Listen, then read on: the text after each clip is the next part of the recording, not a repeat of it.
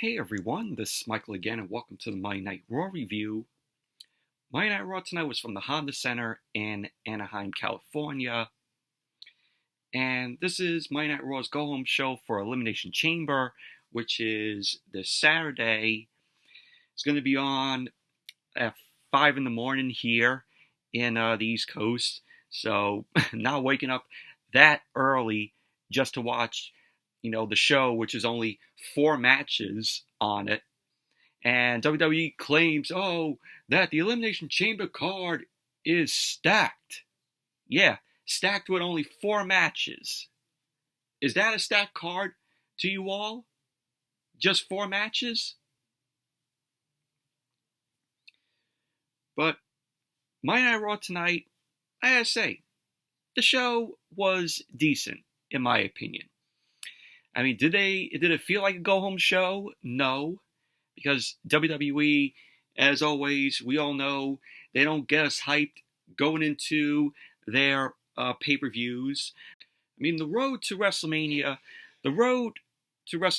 and building to it, there's been some bumps in the road, heading on this road to WrestleMania.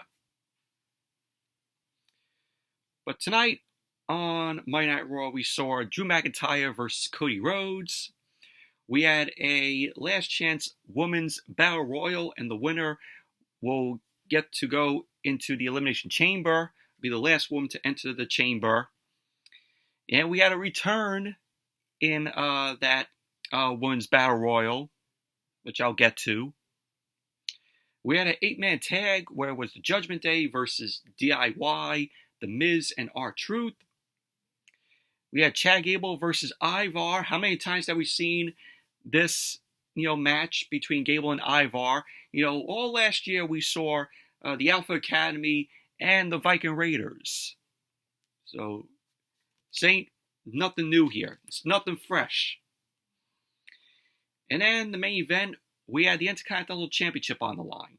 Gunther defended the title against Jey Uso. But overall, Monday Night Raw, decent show it was tonight.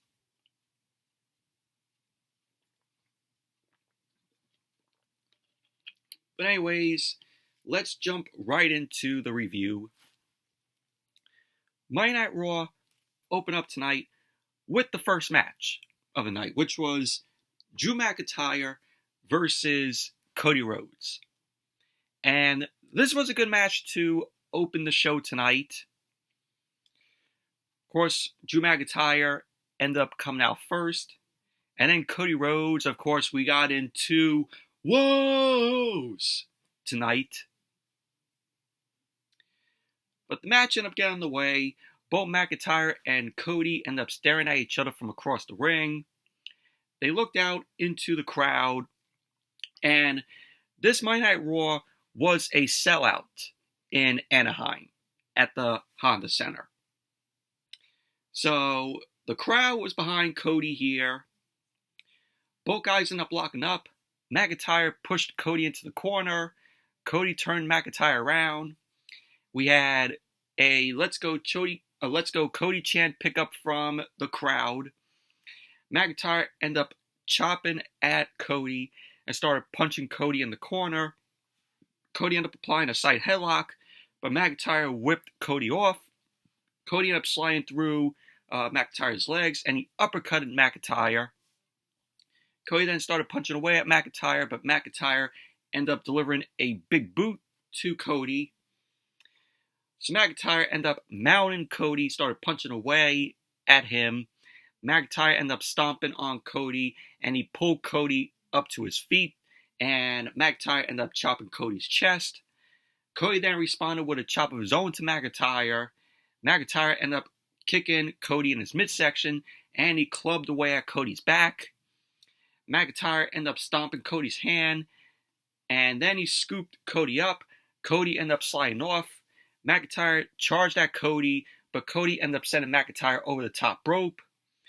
Cody was getting fired up. The crowd was behind him, and he ended up hitting the ropes, and he was going for a suicide dive, but McIntyre clubbed Cody in the head. That was before he ended up going through the ropes. So Cody ended up fighting back. He ended up pinning a dragon screw to McIntyre over the ropes. Cody had McIntyre down in the center of the ring, and he applied the figure 4. So Cody ended up clinching the figure 4 in. So McIntyre ended up rolling over to reverse the pressure onto Cody. Cody ended up screaming in pain, and he got to the bottom rope. Cody ended up crawling out of the ring to recover, and then Monday Night Raw went to commercial. Then when Monday Night Raw came back from the commercial, Cody was in control of the match. Cody ended up punching McIntyre. He then hit the ropes, and McIntyre ended up taking Cody down with a tilt-a-whirl backbreaker. So McIntyre went for the cover, and Cody ended up kicking out. McIntyre then grabbed Cody, started punching him in the cheek. McIntyre ended up going outside, and he pulled Cody's head over the ring post, and he ended up diving his foot into Cody's head to sandwich it into the post.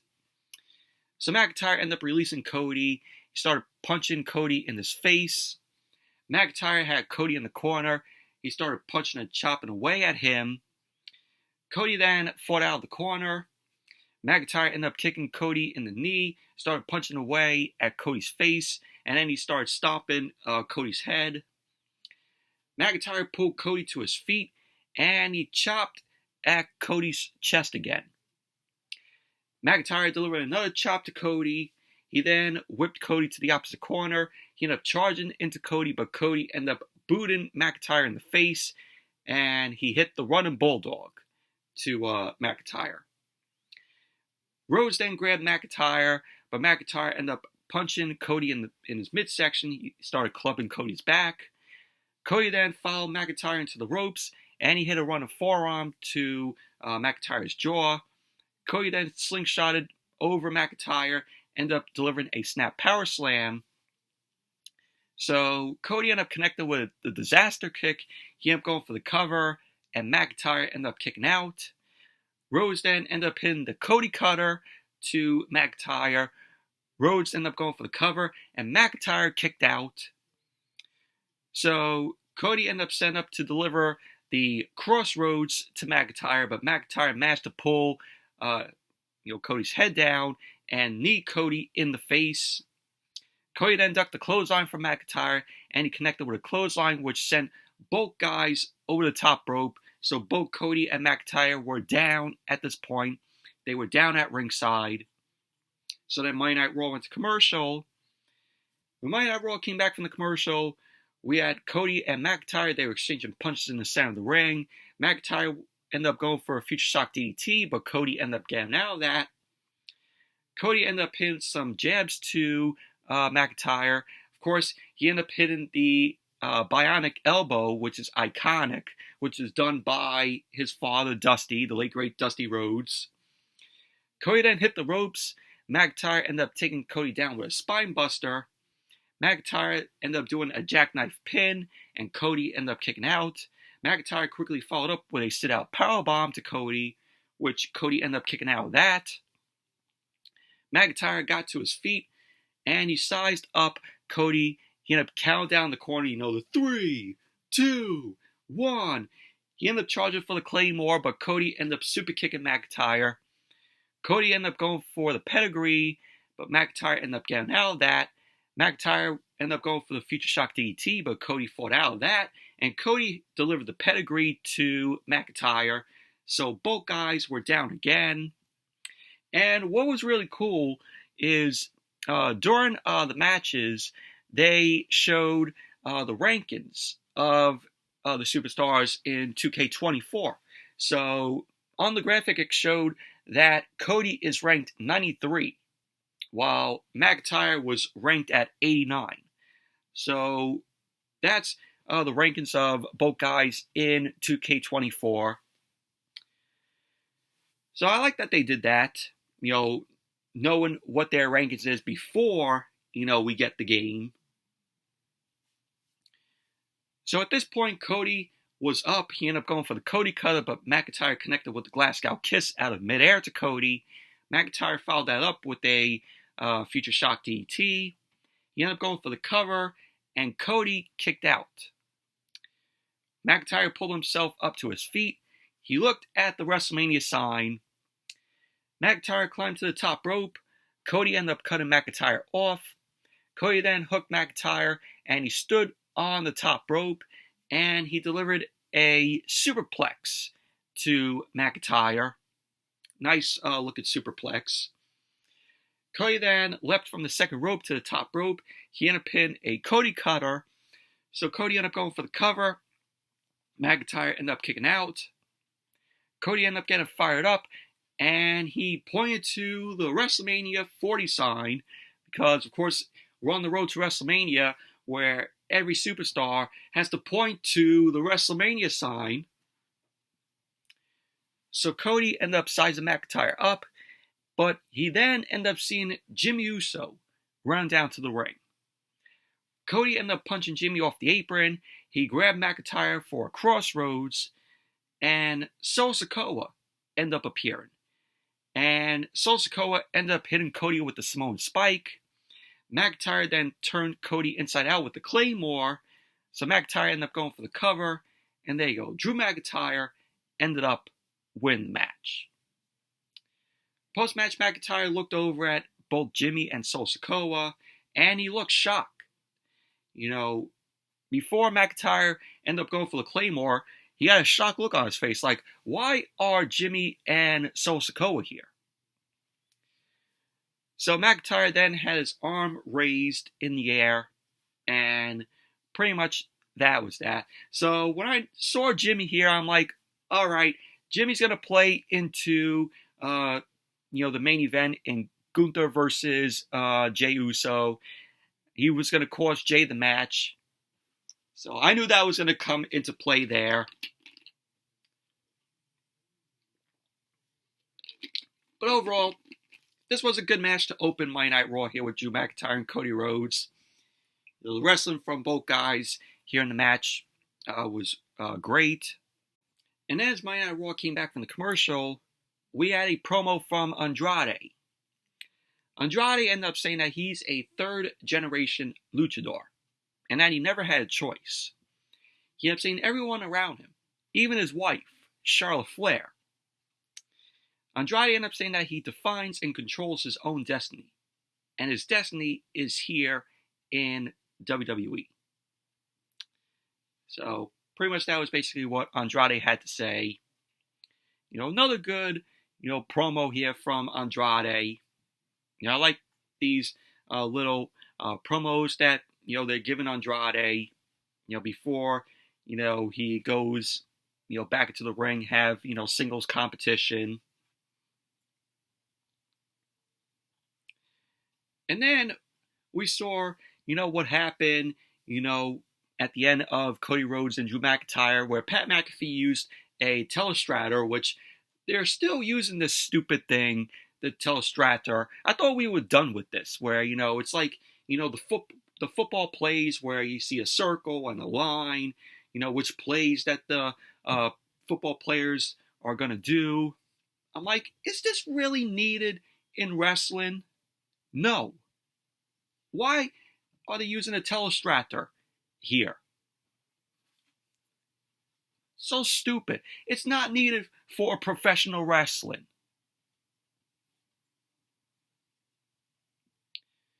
And then we saw Adam Pearce. Adam Pearce walked into the trainer's room to check on Cody Rhodes. Cody Rhodes was shown clutching at his throat.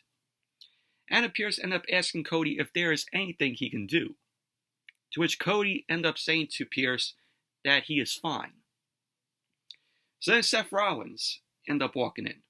Seth Rollins took off his sunglasses, wearing a polka dot shirt. And he looked at Cody, patted him on the knee, and pretty much that was basically that. Seth Rollins and Cody Rhodes are going to be the guests on the Grayson Waller Effect at the Elimination Chamber this Saturday. Whoopee! Who fucking cares? So then we had a video package showcasing the woman that's in the Elimination Chamber match, where they end up all, cutting promos. You saw Becky Lynch, Tiffany Stratton, Naomi, Liv Morgan, Bianca Belair. So, of course, there was only one spot left, and the spot goes to anyone that wins this last chance Women's Battle Royal. So, we saw Shayna Baszler, Zoe Stark, and we had the return of Raquel Rodriguez. Smiling Raquel! Smiling her way down. Raquel Rodriguez back after, her injury. So, of course, the last time we saw Raquel Rodriguez was her losing to Nia Jax, which was in November. So we had the last chance battle royal here. Winner gets the final remaining spot in the Women's Elimination Chamber. So in this last chance Women's Battle Royal, we had Shayna Baszler, Zoe Stark, Smiley Raquel Rodriguez, Alba Fire, Isla Dawn, B-Fab, Candice LeRae, Indy Hartwell, Xia Li, Katana Chance, Maxine Dupree, Valhalla, Ivy Nile, Tia Nox, Elektra Lopez, Mia Yim, Zelina Vega, Chelsea Green, and Natalya. So this was your typical, battle royal here. Want to know who won the battle royal? Smiley Raquel Rodriguez. She ended up eliminating Chelsea Green. So Raquel Rodriguez is the final entrant into the Women's Elimination Chamber. So she'll be facing Bianca Belair, Becky Lynch, Tiffany Stratton, Liv Morgan, and Naomi. Of course, the winner will compete for the Women's World Championship. Will face Rhea Ripley at WrestleMania. So there you go. Raquel Rodriguez is the final entrant into the Women's Elimination Chamber match. So I knew that it was going to be Raquel, coming down, to the end of the Battle Royal, when she was still in there and did not get eliminated.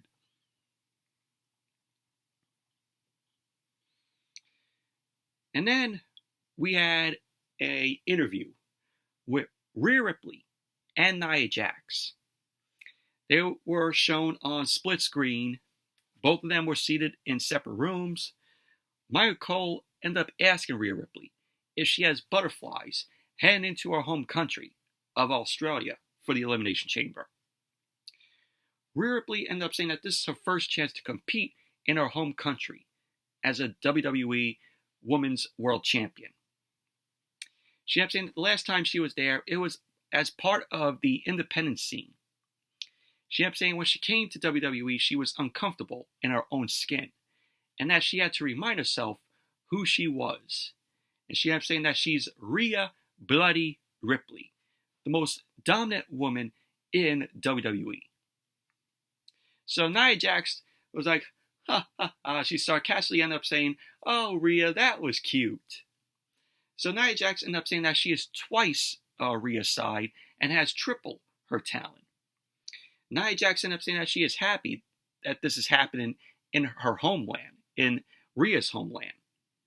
She ended up saying when she squashes Rhea again, Mommy will go home crying to her mommy. So Rhea Ripley ended up saying that Nia Jax can talk all she wants and attack her from behind all she wants.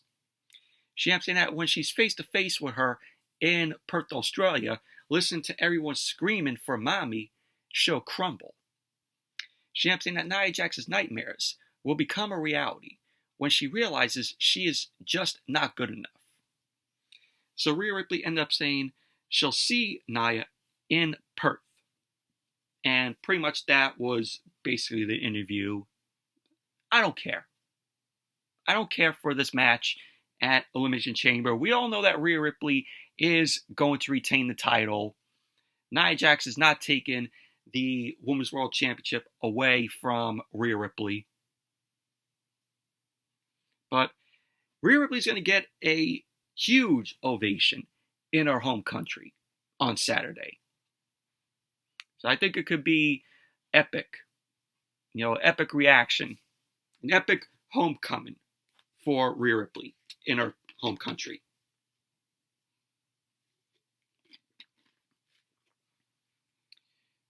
And then we saw Jackie Redmond. So Jackie Redmond ended up narrating a video about R-Truth not being in the Judgment Day. So Jackie Redmond and R-Truth were walking. I guess this was outside the Honda Center, which was done earlier in the day. R-Truth was shown wearing a blue poncho. So R-Truth ended up saying that when he first met the Judgment Day, their smiles lit up the room. He ended up saying that it was special, like the first time John Cena tried on jean shorts. Jackie Redmond then asked R-Truth how much of this he blames on Damian Priest. R-Truth ended up saying that Priest broke his heart, and that he hasn't cried this much since the finale of This Is Us. So he mentioned that show. I never watched This Is Us when it was on, but I heard it's a great show. So Jackie Redmond ended up asking if R-Truth can ever let anyone in again after going through all this. So R-Truth ended up saying that he has new friends, the Heartbreak Kid, Shawn Michaels, and the Cerebral Assassin, Triple H, which he got confused because it was Tommaso Ciampa and Johnny Gargano. So R-Truth ended up saying that he will show you can keep Nick Mysterio locked away with no internet access. So pretty much, that was basically that. But this was funny. R-Truth, is just hilarious. And the crowd is behind him. But R-Truth is just, the most entertaining aspect of Monday Night Raw. So then it cuts to the Judgment Day. And we heard loud R-Truth chants from the crowd. And the Judgment Day was shown strategizing for their 8-man tag, which was happening after the commercial. So then as Monday Night Raw came back from the commercial, it was announced that, WWE put over the Honda Center, signed a 5-year deal with TKO to host the WWE events and also UFC events. And so we saw Michael Chandler, who is a lightweight UFC fighter. He was shown at ringside. So Chandler took the mic from Samantha Irwin, and Chandler ended up saying that there is a man from Ireland who has made him wait too long. So Chandler called out Conor McGregor to get his candy ass back in the octagon. So pretty much that was that. I don't care. I don't watch UFC. So this doesn't concern me here. So, it's nice for UFC fans, and we're getting some cross-band promotion, here.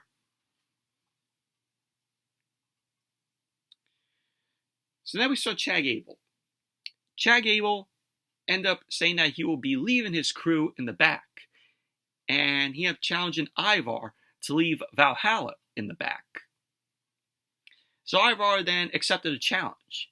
He ended up saying that the gods have chosen his path, and it goes straight through Chad Gable. So they want to have a one-on-one match together. Not have Valhalla out there with Ivar, not have, Otis, Maxine Dupree, and Akira Tozawa there. So just have them go one-on-one. So anyway, we had the 8-man tag. It was R-Truth, The Miz, and DIY, Johnny Gargano and Tommaso Ciampa, versus the Judgment Day. We had Damian Priest, Finn Balor, JD McDonough, and Dominic Mysterio. And R-Truth made his way out to the ring. He was still wearing his blue poncho. He was wearing in the segment with Jackie Redmond. And it showed a graphic that said R-Truth has been active on the WWE roster since 2000. I'm like, wow. He's been there that long? Wow. But this was a decent 8-man tag here. So the match started off with JD McDonough and The Miz. McDonough ended up attacking The Miz, and he ended up going for a back suplex to Miz, but Miz flipped through. Miz started kicking away at McDonough, and knocked Balor off the apron. So we had all 8 men get into the ring and they brawled. R-Truth, Miz, and DIY stood tall in the ring, and what I really liked was they paid homage here. R-Truth, Miz, and Gargano, Ciampa, they paid homage to DX by telling the Judgment Day to suck it. So then Monday Night Raw went to commercial. Then when Monday Night Raw came back from the commercial, we had Dominic and Ciampa in the ring. Dominic had Ciampa in a chin lock. Ciampa elbowed out of that, but Dominic ended up tagging Balor in. Balor ended up clubbing Ciampa down, and he chopped away at Ciampa's chest. Balor ended up sending Ciampa into the ropes, but Ciampa avoided a clothesline from Balor. Gargano then blind tagged in, and so we had Gargano and Ciampa end up double teaming on Balor. Balor ended up quickly backing Gargano into the corner, and Balor tagged in Damian Priest. Priest hit Gargano with a short arm clothesline. He then whipped Gargano into the corner and tagged back in Balor. Balor then ended up hitting a slingshot stomp to Gargano's midsection. Balor applied a rear chinlock to Gargano, and the crowd was chanting, "We want Truth." They want to see R-Truth in there. So Gargano ended up hitting Balor with a suplex, and Gargano avoided an attack from McDonough. R-Truth ended up tagging in, which the crowd erupted as Truth ended up coming into the ring. So Truth ended up hitting a pair of shoulder tackles, just like John Cena. So he ended up followed up with a back suplex powerbomb to McDonough. So R-Truth ended up telling McDonough that he can't see him, doing John Cena. Everybody in the crowd did, "You can't see me." So R-Truth then hit the 5-knuckle shuffle to McDonough. Truth ended up setting up for the attitude adjustment, but Priest tagged in. Truth dropped McDonough and attacked Priest. McDonough then headbutted R-Truth, ended up sending him out of the ring.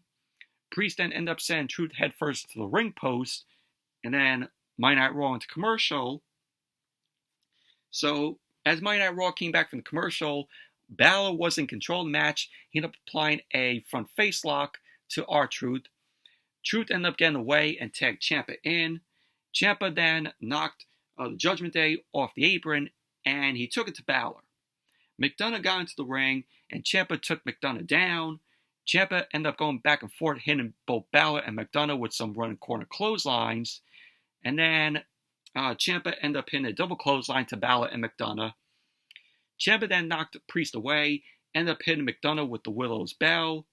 Ciampa then wiped out Priest with a corkscrew plancha. And then Dominic ended up charging. Ciampa ended up kneeing Dominic in his face. So Ciampa got into the ring. Balor grabbed him. Ciampa countered it into a reverse DDT. So Ciampa ended up going for the cover. And Jaden McDonough broke up the pin. Gargano then ended up hitting McDonough with a slingshot spear. Dominic ended up super kicking Gargano. Miz then ended up kicking Dominic down. And Balor ended up hitting Miz with a sling blade. Both Balor and Ciampa end up wiping each other out with dual run crossbody blocks. So R-Truth and Priest then tagged in. Truth ended up punching away at Priest. Priest reversed a whip, but Truth ended up ducking a clothesline, and he hit the "What's up" to Priest.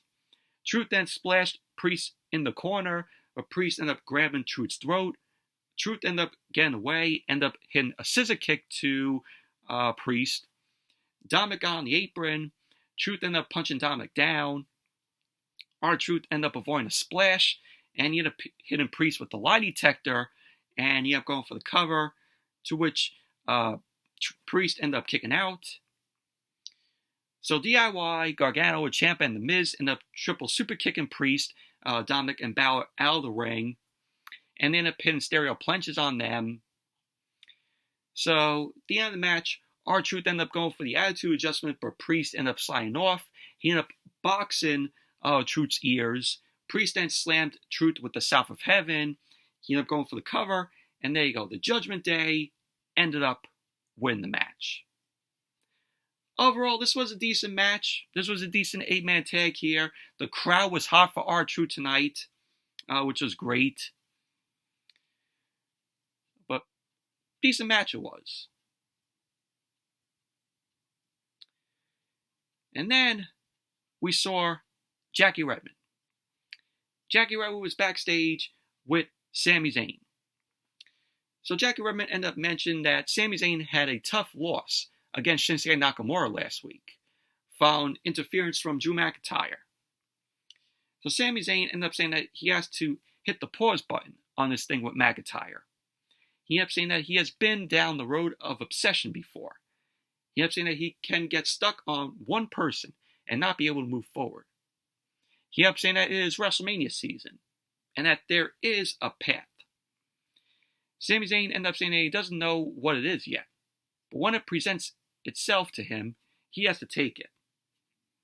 Sami Zayn ended up saying that he has to trust the feeling in his gut, and that there's a path for him to do something historic at WrestleMania, to cement his status as a contender. He ended up saying that he will be a champion. So pretty much that was that, but good interview with Sami Zayn here. And then we had Becky Lynch. Becky Lynch ended up making her way to the ring, got a nice ovation from the crowd there. So Becky got on the mic. She kept shouting, "The man has come around to Anaheim." She kept saying that they have been an amazing crowd tonight. She kept saying that she has been lucky enough in her career that she has gotten to do some amazing things. So Becky ended up saying that there aren't a lot of new things for her anymore, except for the hat that she was wearing. She ended up saying that's new. So she asked the crowd if they liked the hat. So the crowd ended up cheering for that. The crowd ended up cheering for Becky's new hat.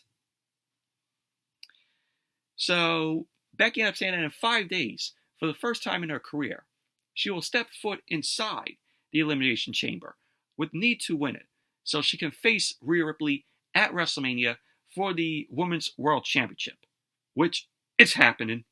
So Becky ended up saying for the past year, Rhea Ripley has been the talk of the town, and she's been riding a wave that comes once in a lifetime, and propped up by the Judgment Day, the truth haters. She ended up saying that there's the biggest threat to her championship, who has been hiding in plain sight. That, of course, is her, Becky Lynch. So Becky ended up saying that she has been fighting anyone and propping up the division. She ended up saying at this very moment, she's the best she's ever been. So we had a Becky chant end up picking up from the crowd.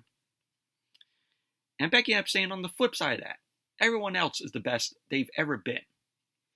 She ended up saying that in 5 days, when she steps into the chamber, she'll be doing so against 5 of the most promising superstars: Liv Morgan, Bianca Belair, Raquel Rodriguez, Naomi, and Tiffany Stratton. She ended up saying while she doesn't have anything against these women, but she was like, for Tiffany Stratton, she's maybe annoying. She ended up saying that she is beating most of them, but never inside the confines of a cage built with steel and glass with the ultimate prize on the line. She ended up saying that WrestleMania is hanging in the balance, and she has worked too hard. And then she got interrupted by Liv Morgan. So Liv Morgan ended up getting on the mic, and she sarcastically apologized for interrupting. She wanted to say that she's a big fan of Becky's hat, but she ended up saying that she's not a big fan of sitting in the back and listening to Becky explain why she should face Rhea Ripley at WrestleMania. She ended up saying that Becky wants to prove she's the best, which is on brand for her. So Liv Morgan ended up saying that she doesn't care who is best, and this is about her revenge, redemption, and her life. So Liv Morgan ended up wanting to tell a story to us. Liv Morgan ended up saying that she used to be a tag team partner of Rhea Ripley's until she turned on her. She then went on to say that she became a tag team champion with Raquel Rodriguez until Rhea Ripley cost Liv and Raquel the titles. She ended up saying that a week later, Rhea Ripley injured her shoulder, which cost her 6 months of her career while she was at her very best. So, of course, Liv Morgan, was the last person to defeat Rhea Ripley. And then Raquel Rodriguez, Smiley Raquel, came out. So we got a double dose of Raquel Rodriguez tonight. So at this point, it's like your typical WWE, segment where you have all the competitors in the women's chamber. They come out, they talk shit, and then they brawl to end the segment. The typical, WWE segment here, before the pay-per-view. So Raquel ended up saying that they're both making great points and that they're focusing on Rhea Ripley. She ended up saying after Elimination Chamber, who knows who the champion will be? It could be Rhea Ripley or Nia Jax. She ended up saying that there is only one woman big enough and strong enough to take either of them on, and that is her. So then Naomi came out. Naomi came out with that awful new music that she has that we first heard on SmackDown on Friday. So Becky Lynch ended up shouting, "Welcome back" to Naomi. Naomi then greeted the crowd and she got into the ring. Naomi ended up saying that she is not back just to be back, and that she's here with a whole new purpose, and that she's made a name for herself in and outside the ring. Naomi ended up saying that she is here to climb her way back to the top, because that's where she belongs. And then the next one to come out, of course, we got ready for Tiffy time. Tiffany Stratton ended up coming out. So Stratton got on the mic. She ended up saying that it is Tiffy time. So Naomi ended up saying to Tiffany Stratton that she interrupted glow time. So Tiffany Stratton ended up saying that while Naomi was trying to make a name for herself, she left an empty space. And the only space she's concerned with is being center of this universe. So Tiffany ended up saying that nobody cares about the past. So she got into the ring. She looked at all the women in the ring, and that is all she sees. Tiffany Stratton ended up saying that she's been there and done that, and that she is the future. Without a doubt, Tiffany Stratton is going to be the future of the women's division. Tiffany Stratton is going to make it huge. Now, I said that before and I'll say it again. She is going to be a star on SmackDown. So Tiffany Stratton is one woman superstar you got to look forward to on the main roster. And then Bianca Belair ended up coming out. Bianca ended up saying that Tiffany Stratton is new, which means she doesn't know what run her mouth will get her. Bianca ended up saying that she is the EST and has been at the tippy top for a long time. And at Elimination Chamber, Tiffany Stratton will learn she will never be better than her. So Bianca ended up saying that she is the only one in this ring who has won in Elimination Chamber, and that she will continue her undefeated streak, and that she'll pin them all to get to WrestleMania. She ended up saying you can't spell WrestleMania without EST. So Tiffany Stratton ended up saying, oh, Bianca is so last year, and that she peaked last year. So Bianca ended up saying, girl, So Liv Morgan started to talk to Tiffany Stratton, but Tiffany Stratton ended up forearming Liv Morgan. Liv Morgan and Tiffany Stratton ended up brawling out of the ring, and then all of a sudden, Nia Jax was in the ring.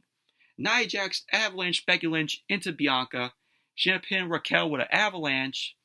Nia Jax ended up taking Naomi out with a Samoan drop. Nia Jax went out of the ring, and she threw Tiffany Stratton aside. Nia Jax then lifted Liv Morgan up and slammed her into the ring post. Back first into the ring post. Nia Jax ended up throwing Tiffany Stratton down on the floor. Jax got back to the ring and attacked Bianca Belair. And then Nia Jax delivered a leg drop on Raquel Rodriguez. Nia Jax then ended up hitting both Liv Morgan and Becky Lynch with leg drops. And Nia Jax stood tall in the ring, and that was how the segment ended. But overall, this year, like I said, this is your typical WWE segment before a pay-per-view, before a big match where you have all your competitors come into the ring, trash talk, and brawl happens. That was just basically that. It was a cringe segment, in my opinion. And then we saw Gunther. Gunther ended up saying that he is the greatest Intercontinental Heavyweight Champion of all time. He ended up saying that he will show Jey Uso that when the bell rings, he doesn't belong in the main event, and that he will have to keep dreaming. And so pretty much that was basically what Gunther had to say. And as Monday Night Raw came back from the commercial, we saw Shinsuke Nakamura. Shinsuke Nakamura was cutting a promo on Sami Zayn, and he was speaking in Japanese. Of course, we have the English subtitles. He ended up asking if Sami Zayn wants to be a contender. He ended up saying, first of all, fighters fight. True fights don't whine to everyone to try and get the spotlight. He ended up saying that if Sami Zayn wants the spotlight, he will give him one. He ended up saying that if Sami Zayn thinks he's an underdog, he will make sure he stays that way. Nakamura ended up saying that by defeating and breaking Sami Zayn again and dragging him to the bottom, he will be able to bask in everyone's sympathy.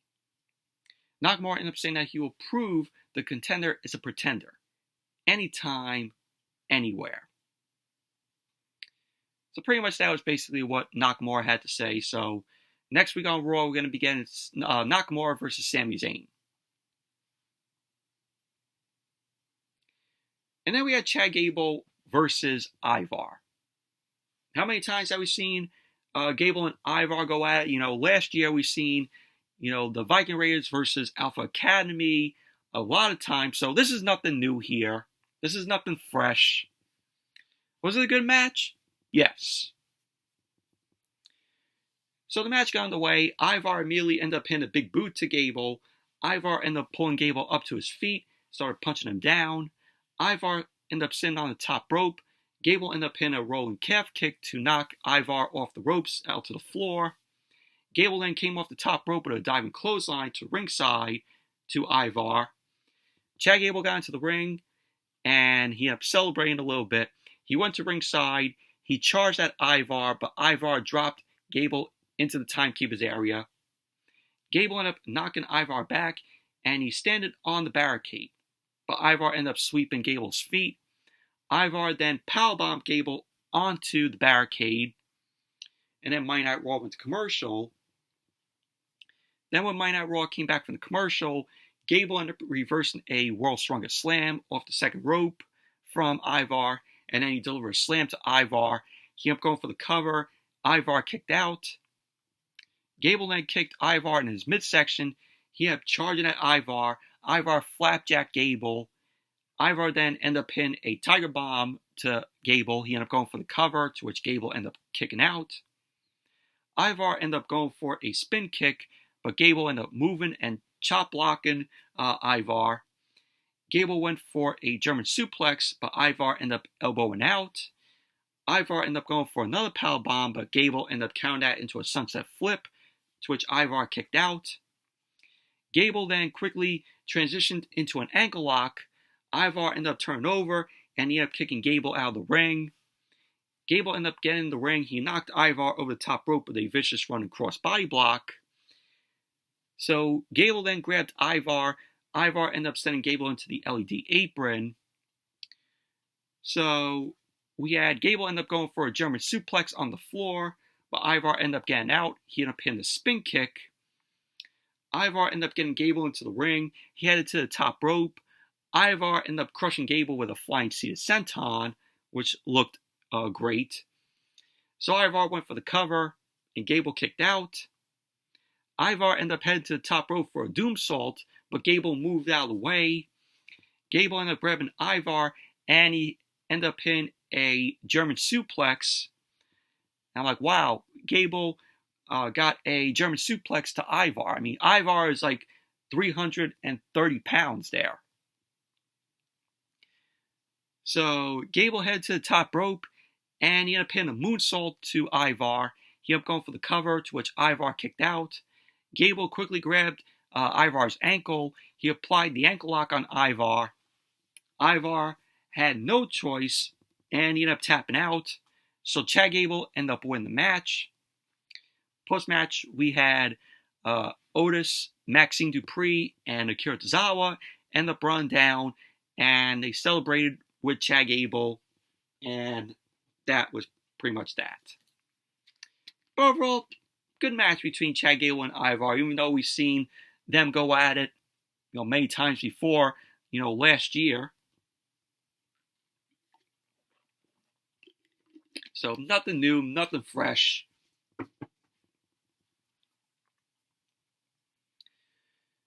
And then we saw Jackie Redmond. Jackie Redmond was backstage with Drew McIntyre. McIntyre ended up mentioning to Jackie Redmond that Cody Rhodes has been on the run of a lifetime. He ended up saying only one person has pinned him before tonight. The second is the savior of WrestleMania. So Jackie Redmond ended up asking McIntyre if the win was tainted with the Bloodline's interference. McIntyre ended up saying that he thought about attacking them, and that he's heard the comments people have made about him being a hypocrite. To which McIntyre ended up saying that he is okay with that. He ended up saying tonight it was Cody Rhodes. This Friday it will be LA Knight. And then he'll win in Australia and go to WrestleMania to be the next World Heavyweight Champion. Pretty much that was basically what McIntyre had to say. And as Monday Night Raw came back from the commercial, we saw the New Day. We saw Xavier Woods and Kofi Kingston. They were backstage. Xavier Woods ended up saying that Jey Uso will win the Intercontinental Championship, and that next week it's their turn. Kofi ended up saying that Imperium wanted to take his head, but they have failed. He ended up saying they are the industry standard when it comes to tag team wrestling. And Kofi ended up saying that it ain't over until they say it's over. So Xavier Woods ended up saying that they have a surprise for Imperium, for Kaiser and Vinci.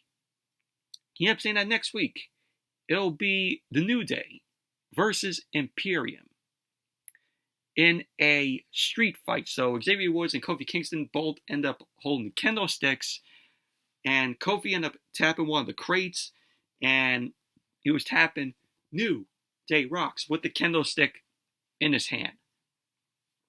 So there you go. Next week, it's going to be Xavier Woods, Kofi Kingston of the New Day versus Ludovic Kaiser and Giovanni Vinci of Imperium in a street fight.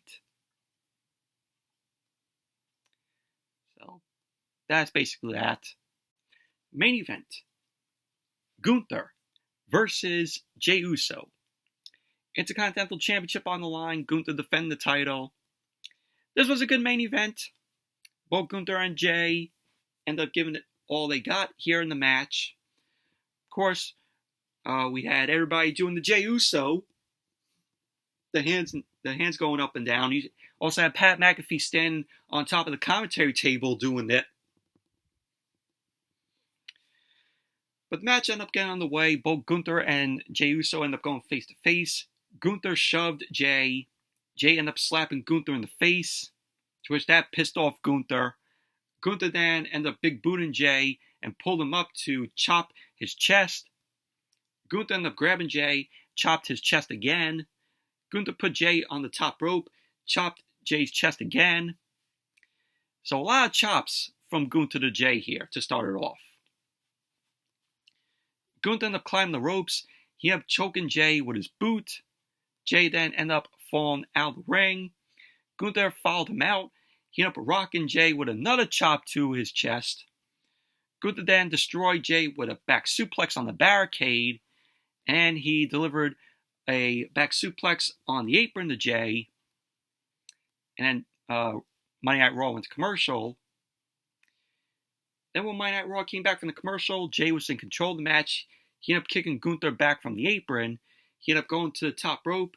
He jumped off the top, but Gunther chopped Jey out of midair, which was crazy. That chop echoed through the arena. Gunther ended up putting his feet on the side of Jey's head, and he twisted Jey's neck. Gunther connected with a backbreaker, He then ended up kicking Jey out of the ring.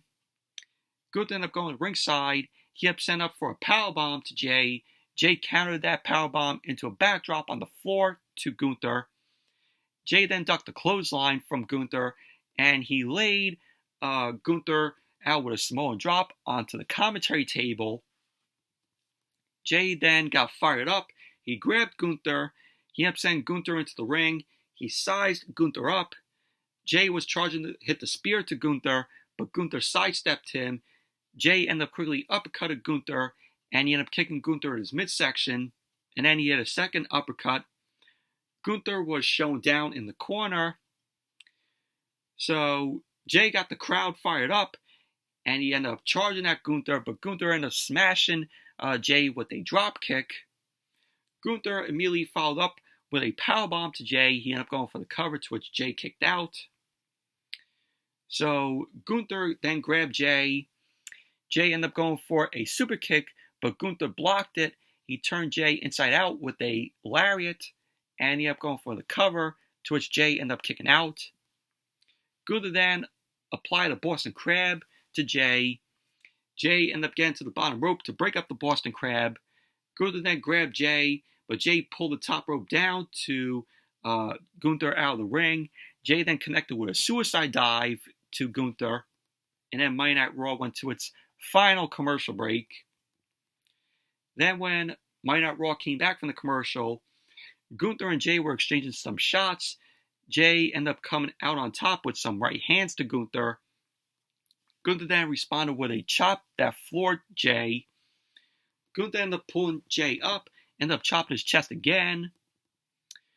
So Gunther ended up chopping Jey 2 more times to lay him out. So Gunther then ended up shouting that Jey isn't good enough to succeed on his own. Jey ended up punching Gunther back, but Gunther once again chopped Jey a few more times. Gunther ended up going for a powerbomb, but Jey ended up getting out of that. Jey ended up hitting the ropes, but Gunther left frog Jey. Jey then ended up catching Gunther with a spear, and he ended up going for the cover, to which Gunther kicked out. Jey went to the top rope. Gunther ended up cutting Jey off. He then once again chopped Jey's chest and slammed Jey off the top rope. Gunther ended up going back to the top rope, and he delivered a splash to Jey. So he went for the cover. Jey kicked out. So Gunther ended up chopping Jey a few more times. So Jey ended up fighting back. He delivered another spear to Gunther. Gunther ended up quickly rolling to the apron, and he stood up. Jey ended up following Gunther to the apron, hit another spear to Gunther. Jey then hit a third spear on the floor to Gunther. Jey got Gunther into the ring. He ducked the clothesline from Gunther, and Jey ended up hitting a 4th spear to Gunther. So Jey headed to the top rope. He ended up hitting a Uso splash to Gunther. So Jey ended up going for the cover, and all we heard was the bell ringing. So the ref stopped counting, and he looked all confused. So some guy was ringing the bell, was wearing a black hoodie, and of course, it was revealed to be Jimmy Uso. So Jimmy Uso rang the bell, and I was like, I called it. I knew Jimmy was going to get involved in the match here and cost his brother the match, against Gunther. So security ended up kicking Jimmy out of the arena. Gunther then ended up grabbing Jey. He ended up going for a sleeper hold. Jey ended up kicking back, and he nearly pinned Gunther. Jey then super kicked Gunther, and he ended up hitting Jimmy with a suicide dive. Jey ended up taking both Jimmy and the security out with the suicide dive. So Jey went to the top rope to deliver another Uso splash to Gunther, but Gunther got his knees up, and he cradled Jey, and there you go. Gunther ended up winning the match, retaining the Intercontinental Championship. Obviously, we all knew it was going to happen. Post-match, Jimmy ended up getting in the ring and attacked his brother Jey. Jimmy then super kicked Jey in the face and started shouting at him. we overheard Jimmy shouting to Jey that no matter how big Jey gets, he'll always be the big brother. So we had Jimmy end up going to the top rope. He ended up hitting the Uso splash to Jey. Jimmy started talking more trash to Jey. So it led to Jimmy end up going back to the top rope, end up hitting his brother with yet another Uso splash. Jimmy then held his finger up in the air, go the ones, and that was how Monday Night Raw went off the air.